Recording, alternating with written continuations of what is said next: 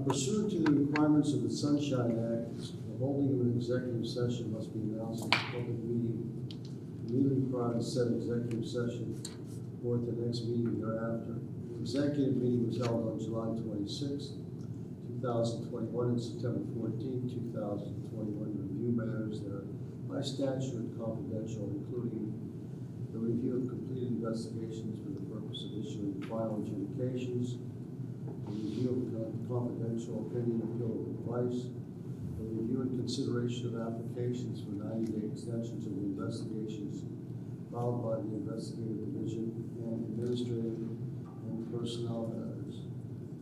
So before we begin, I have to make another statement, but we ought to take roll first. Lisa Palmer. Here. Michael Schwartz.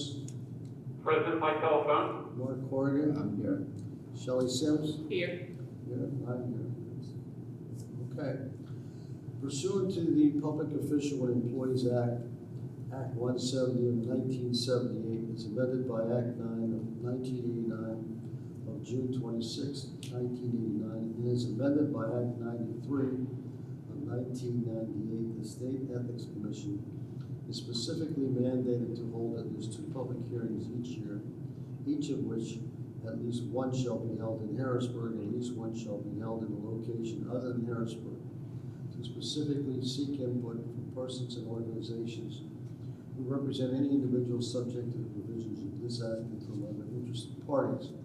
We have placed on the agenda for today's public meeting a notice that the Commission will be meeting today in part to receive the input or testimony of said individuals pursuant to the provisions of the law. As our previously public notice has indicated, the Commission will request copies of any statement that is presented. The individuals presenting statements before the Commission will be allocated 15 minutes in order to complete their statements. Statements shall be uninterrupted, except that such statements may be interrupted or terminated by the presiding officer if it is determined that the statement is impertinent, scandalous, or otherwise improper. Okay. The first case is the Hirsch opinion matter and Mark Horton. Yes. Mr. Lawfellow, I'm sorry, Commissioners, would you like to approve the meeting minutes? Prior Reading the minutes. All those in favor signify by saying aye. Aye, nay, aye. I'll make the motion. I'll second. Thank you. All those in favor signify by saying aye. Aye. Nay. Aye. We're giving you a rough time here, Muslim. Too early for you. Okay, the Hirsch opinion matter, Mark Horton. The facts pertaining to this advisory request are as follows. The requester is Yvonne M. Hirsch, Legal Counsel for the Joint State Government Commission and the Election Law Advisory Board, which I shall refer to as ELAB. Act 12 of 2020 established the ELAB within the Joint State Government Commission. Although members of purely advisory boards are generally exempt from the filing requirements of statements of financial interests, Act 12 of 2020 specifically states that members of the ELAB shall be subject to the Ethics Act. The ELAB, through legal counsel, seeks an opinion from this commission as to the question of whether a member of the ELAB should be considered a public official subject to the Ethics Act and the commission regulations, and particularly the requirements for filing statements of financial interest. A copy of Act 12 of 2020, the opinion request letter dated June 7, 2021, and the brief filed by the requester on August 18, 2021, have all been provided to each commissioner. Mr. Chair, I would suggest it would be appropriate that any time for one of the parties that's interested to speak. I'm Yvonne Hirsch. Would you like to Submitted. make a presentation this evening? I don't. I just want to be available to answer questions, but I just wanted to make you aware that I was here, so I can get up closer. Sorry, if the speaker could please get closer to the microphone. She's coming. Hearing commissioners fine. I can't hear what's being said. She's here now. I am now. She just moved up. So yes, I think our brief presented the arguments we had. I see no reason to reiterate that. And if you have any questions that, about what we're asking, what we're looking for, how we're reading this, I just wanted to be available. So I'm here. Any questions? Questions?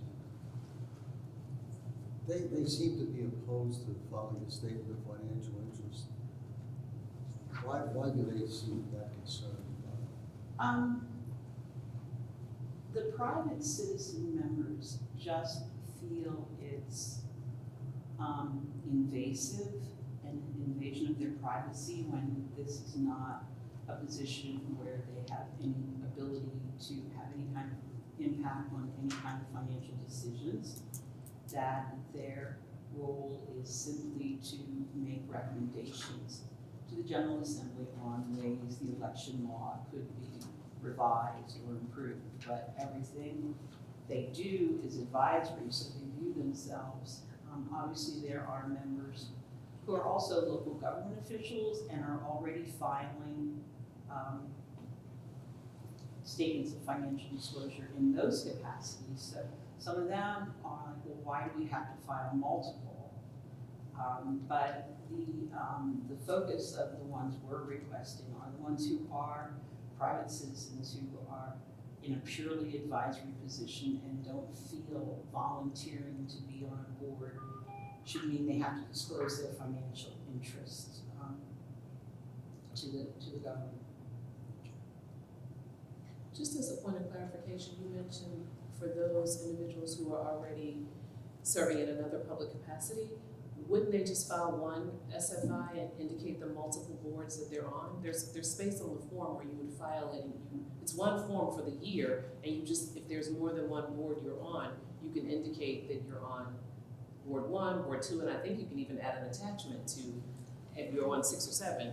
I honestly can't answer that. I know from our agency, to the extent we have financial disclosures of interest and our agency leadership files, they retain them.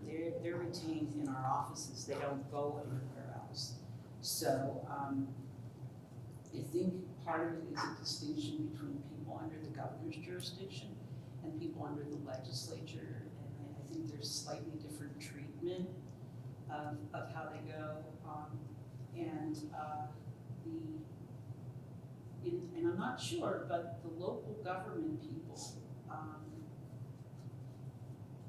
I'm not sure where their statements are going, if they're going to the township or if they're going to the county or if they're coming straight up to the state. But that was one of our local government people, and he could have been wrong, that he did have the ability to file one. But again, that was kind of a side issue, but the people that we're mostly concerned about are the ones who wouldn't, under any other circumstances, have to do that. And certainly I can go back to people who said we don't want to file multiple and say, hey, check out the form. You may very well have a way to cover everything. You may just want to recommend that they read the rule with respect Yes. to that instruction, because Yes. I believe you don't have to file multiple SFIs for the same calendar year. You file one and put all the agencies that are applicable on that one form. But they should read the directions, certainly. Yes. I understand the point is more so to non-public officials in Right. the traditional sense of the word, so. Point And I multiple will things. freely admit, I don't read the form. I read the parts that are most relevant to me, fill them out and hand them to the comptroller, so. Do you feel that if they have got to fill out these statement of financial interest, it may cause them to want to resign from being a member? I would think, and this is pure perspective, I don't think it would be the straw that broke the camel's back, but there may be other things that could end up being an excuse to resign. This is not the most fun year to be researching and offering opinions on how to fix Pennsylvania's election laws. And it gets very stressful for some people, and I think some people, especially the private volunteers, agree to be in something, and we don't work like a lot of advisory boards where you show up once a month and you nod and you approve the minutes and it's done. We're expecting people to bring their expertise, share it, and develop consensus recommendations for the General Assembly. So we make them work, and they do very little of the administrative type, approve this minute, approve that minute, but instead, they will say, okay, what do we think about ballot boxes? What do we think should be done with this issue? How many should there be? Where should they be? And kind of discuss it out, come to a consensus, what they think is the best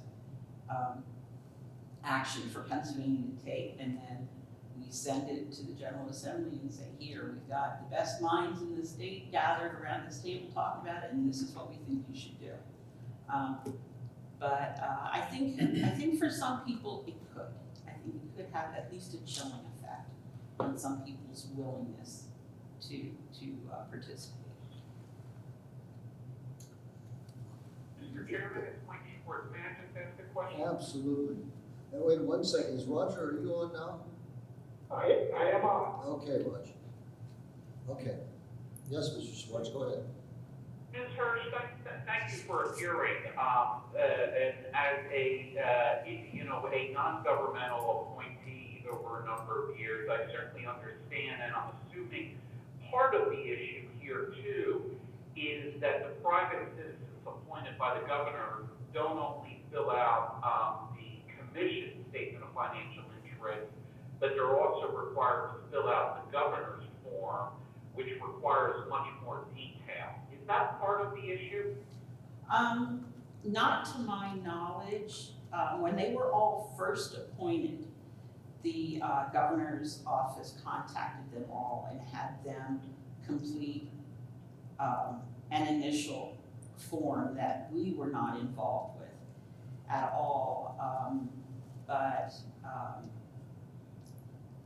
this appears to be a separate issue that they're being contacted because of their role with a legislative commission, and which is what we are.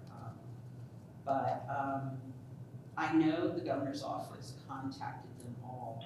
But even so, if I'm certainly not an expert on the Ethics Act, but I thought the advisory board exception still applied for gubernatorial appointees if they were not in a position to make financial decisions and direct the spending of money, that they still would be able to avail themselves of that advisory board exception.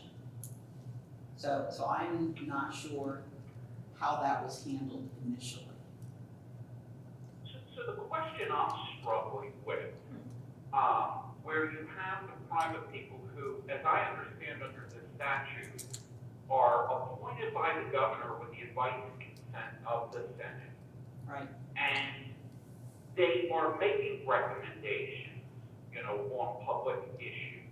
Mm-hmm. And when the legislature created this board, it specifically subjected the members of the board to the Ethics Act.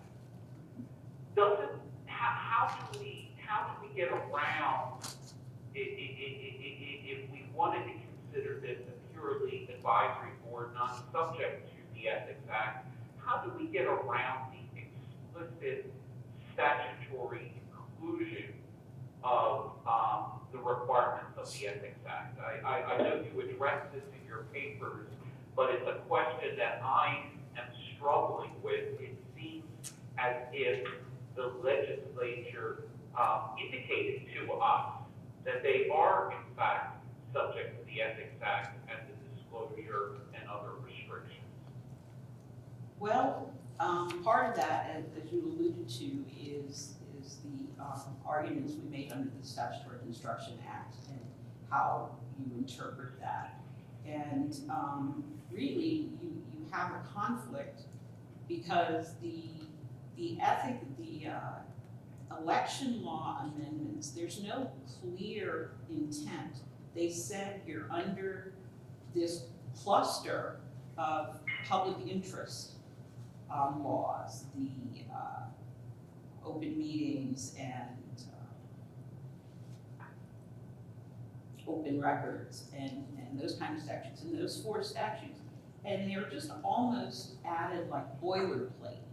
It was not, the citations to the Ethics Act isn't even the right citation. It's the citation to the 1978 Act. It's not to the codified provisions that have been around for a decade or so. So there's not anything, and there's no legislative history that specifically says we intend for these people to not be considered advisory board members for purposes of the Ethics Act.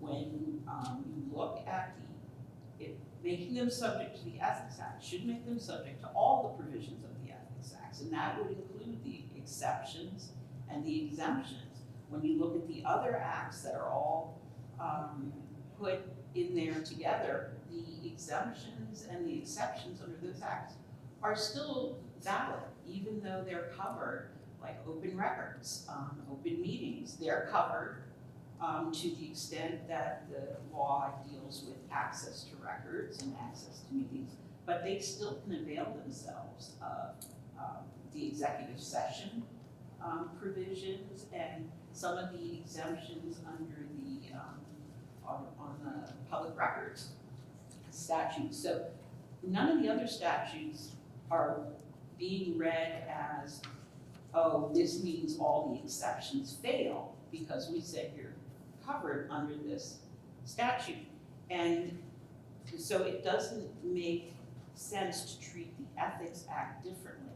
The effect is that for the most part, they would be taken back out of the Ethics Act because of the, as we know, 99% of the Ethics Act is the statements of financial disclosure. But to,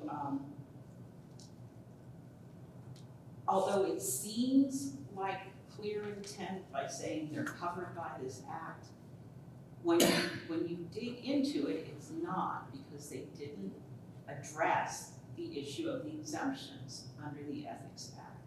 And so to read it that way basically says, okay, the Ethics Act applies, but this particular exemption is not going to apply. And that kind of a specific amendment to read that into that provision really goes counter to the Ethics Act, which clearly says advisory board members aren't subject to this requirement.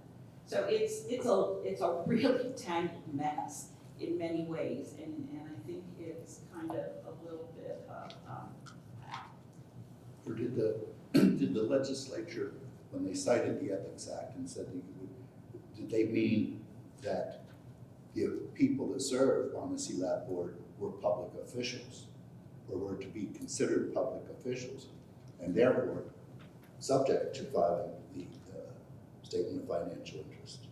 there's no language there to imply that, and I think it would be a stretch to do that.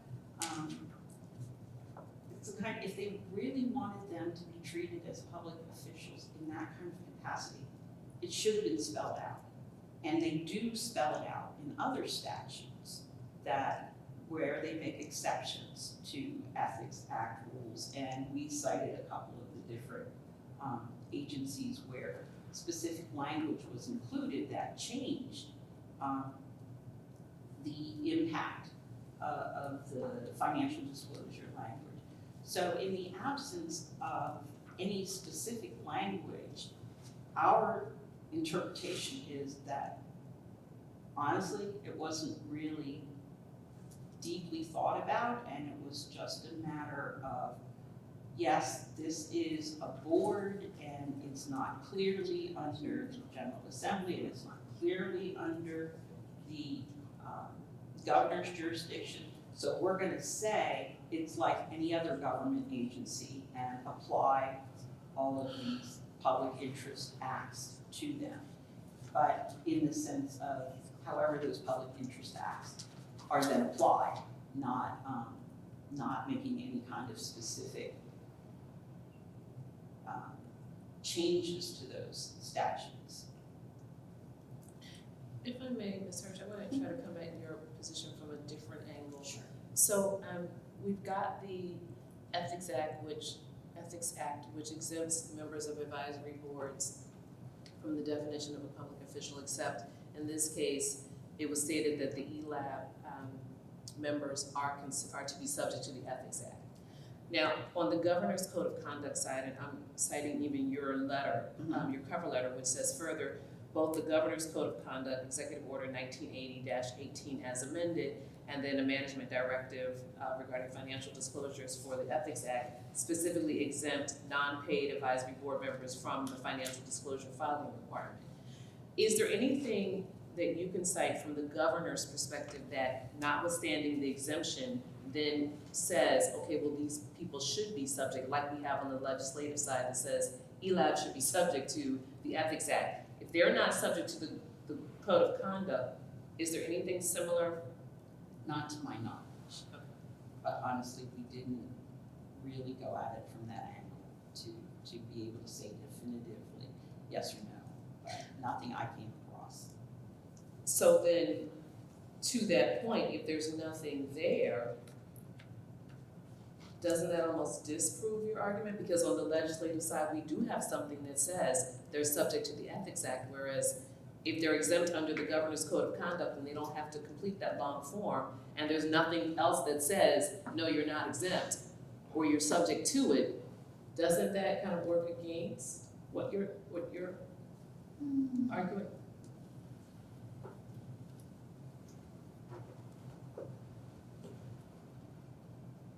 No, I don't think so, but then I have a different perspective that you're coming at. They frequently don't necessarily put language in statutes. I think we did cite an early ethics opinion that talked about that the legislature frequently does not put that language in. The assumption is that if you're a government agency, you are subject to it, but subject to it in the sense of whatever the existing rules under it are. But I mean, that's about all I got to answer that question. Thank you. Anybody else?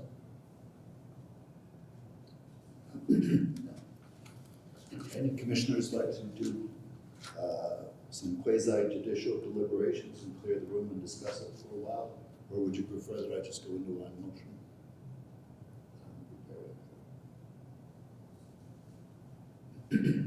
I think we ought to just go into the motion and discuss the issue. Okay. Mr. Chairman, I have reviewed the facts and the relevant statutory provisions, and I would like to make the following motion. I move that the holding of this commission in this matter be as follows.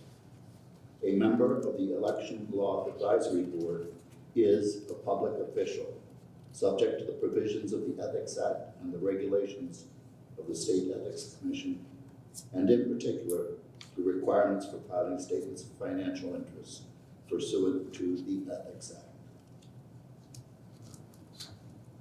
Second. Second by Melanie. Any questions? Anyone wants to discuss something before we vote? All those in favor signify by saying aye. Aye. Nay? Aye. Nay. Ayes have it.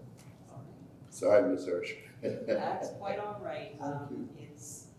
It's an unusual question, and it's an unusual issue, and I have never been in this room with any of you folks before, so this has been an interesting adventure all around. And, the answer is what the answer is, but it was not clear to us and to some of our members, and so we said we will get a definitive answer for you. And now we have one, so thank you very much. This has been an adventure, and you picked a lovely place. Thank you for coming out. Thank you very much. Thank you. Hopefully, I will see you on the streets in Harrisburg, but otherwise not in this kind of setting. Thank you. Hard to say no. Civil penalty orders, consents, Sims? Yes, Mr. Chairman, there are two civil penalty cases with proposed consent agreements that are now before the commission for decision. These cases involve respondents Sharon Parker and Deborah Fowler, each of whom failed to timely file a statement of financial interest for the 2019 calendar year.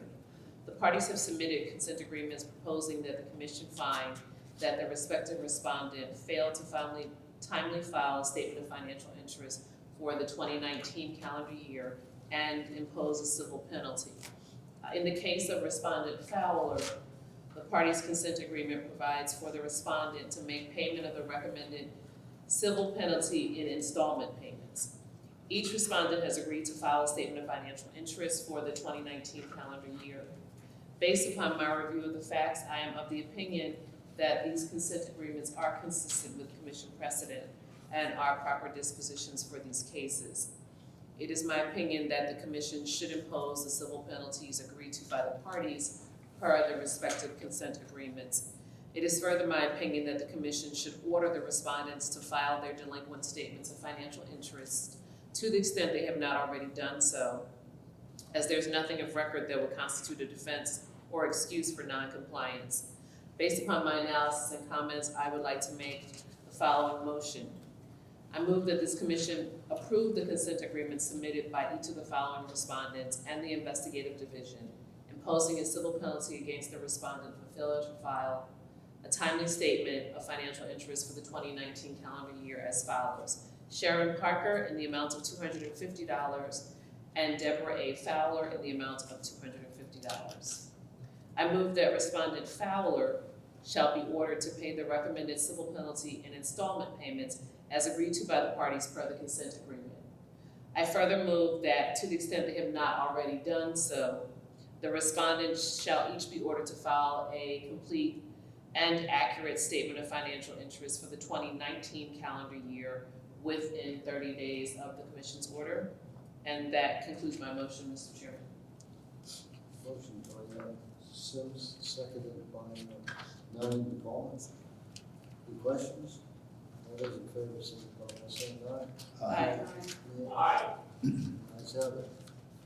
We got the next matter, civil penalty.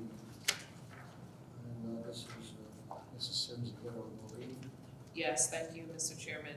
There's one civil penalty case in which an answer was filed, which is now before this commission for decision.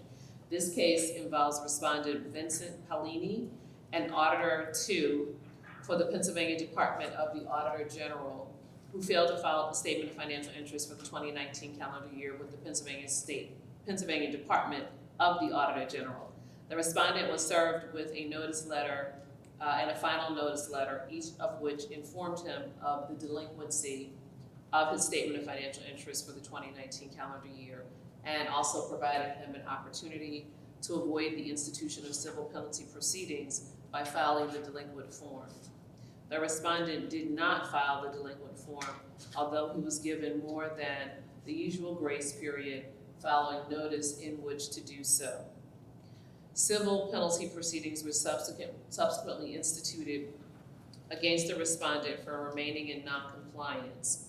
The respondent then filed an answer in which he stated that 1, he resigned on good terms from his employment with the Pennsylvania Department of the Auditor General in June of 2019. 2, he believes that this situation surrounds disclosing what, if any, securities or stocks he may have owned while employed with the Pennsylvania Department of the Auditor General. Third, he did not have any securities or stocks investments at that time, and he is confident that he indicated such in the appropriate documentation within the appropriate time frame. Four, perhaps the documentation was not actually received by the Commonwealth. And last, the signatures on the domestic return receipts from mail addressed to him are not in fact his signature or that of a family member. The respondent did not request a hearing in this matter, and the assertions set forth by the respondent in his answer are unsupported. Therefore, following a review, it is my opinion that the commission should levy a maximum civil penalty of $250 against the respondent for the delinquent statement of financial interest for the 2019 calendar year. There is nothing in record that would constitute a defense or excuse for the respondent's failure to comply with the Ethics Act. As a result, based upon my analysis and comments, I'm prepared to make a motion. I move that this commission levy a maximum civil penalty in the total amount of $250 against respondent Vincent Pellini for failing to file a statement of financial interest for the 2019 calendar year with the Pennsylvania Department of the Auditor General. And that concludes my motion, Mr. Chairman. Thank you, Mr. Sims. Second? Second by Roger. Nick? All those in favor signify by saying aye. Nay? Aye. The ayes have it. Thank you, Roger. All right, the next item is item 5, which is civil penalty orders for defaults. Mrs. Penn? Thank you, Mr. Chairman. 9 civil penalty default cases are now before the Commission for decision. Respondents involved in these cases will be identified individually in the motion I will be making with regard to these cases. In the first of these cases, the respondent filed a deficient statement of financial interest for calendar year 2018. In the second case, the respondent filed a deficient statement of financial interest for calendar year 2016 and failed to file statements of financial interest for calendar years 2017 and 2018. In the remaining 7 cases, each respondent failed to file 1 or more statements of financial interest for the calendar years that I will detail in my motion. Respondents in these 9 cases did not take action or respond to civil penalty proceedings. Following review, it is my opinion that as to each of these respondents, the Commission should levy a maximum civil penalty of $250 for each delinquent or deficient statement of financial interest. It is my opinion that the Commission should also order these respondents to file complete and accurate statements of financial interest. There is nothing of record that would constitute a defense or excuse for their non-compliance. Mr. Chairman, based upon my analysis and comments, I'd like to make the following motion. I move that this Commission levy maximum civil penalties against respondents in these 9 civil penalty default cases as follows. For the first case, I move that this Commission levy a maximum civil penalty in the total amount of $250 against respondent James Nilsson for filing a deficient statement of financial interest for calendar year 2018.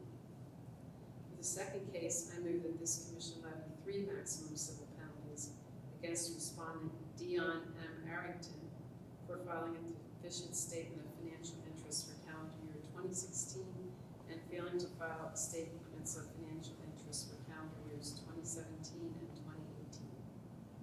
For the third case, I move that this Commission levy 3 maximum civil penalties in the total amount of $750 against respondent Dorothy Green for failing to file statements of financial interest for calendar years 2016, 2017, and 2018. For the fourth case, I move that this Commission levy 2 maximum civil penalties in the total amount of $500 against respondent Danielle M. Brown for failing to file statements of financial interest for calendar years 2018 and 2019.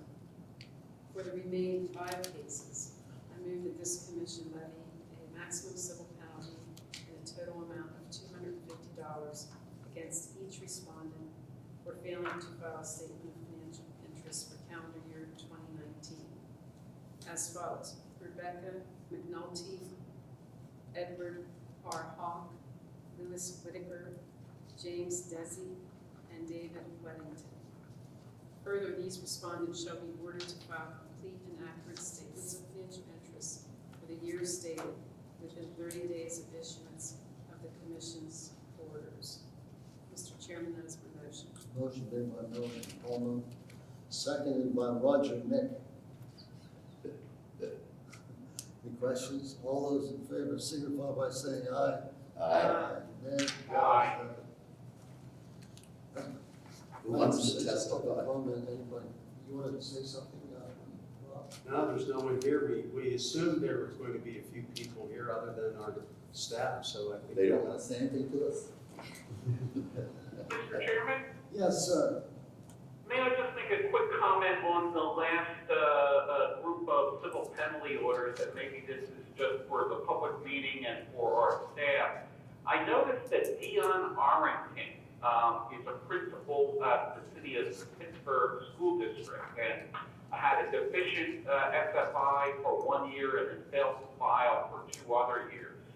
You know, given our order that was issued recently involving the superintendent, Mr. Hamlet, I am certainly concerned about the city of Pittsburgh School District and compliance with the Ethics Act, and maybe our staff should look at this as a potential training opportunity in an area that appears to be deficient.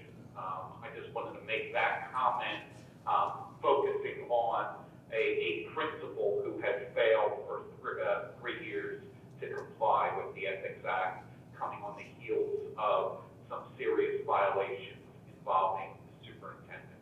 Good idea. That's a very good suggestion. You know, you're remarkable when you're in Philly. It's a very good suggestion. Yeah, in regards to Mr. Arrington, his non-filing was discovered during a compliance review while we were working the case on Dr. Hamlet. There have been indications in the media that the district planned on reaching out to the staff to request training, but as of yet, we have not received anything. We have a fairly good working relationship with the district's solicitor, so we'll initiate contact with him and try to set something up. And you might do that with this individual rather than just letting it go under the carpet for $750. It seems to me he has a persistent disregard for the law Yes. and what's supposed to be done. He's reminded every year, several times with official action, and he just throws it in pile 13. Yes. This individual also was part of a small group that came out and voiced their support of Dr. Hamlet and was critical of the commission's work. Yes. There you go. Okay. Mr. Chairman, Yes, sir. Roger here. I just want to apologize for joining you late. For some reason, I had 10 o'clock in my mind, so I'm glad Rob reached out to me. It's rough getting old. Well, we already moved to cut your per diem in half. It's more than I deserve. Well, thank you. I think that, yeah, can I have a meeting to adjourn? So moved. So moved by Shelley Sim, seconded by Mark Horgan. All those in favor, signify by saying aye. Aye. Ayes have it. Thank you, everyone. Safe travels, everybody. Thanks. Happy holiday.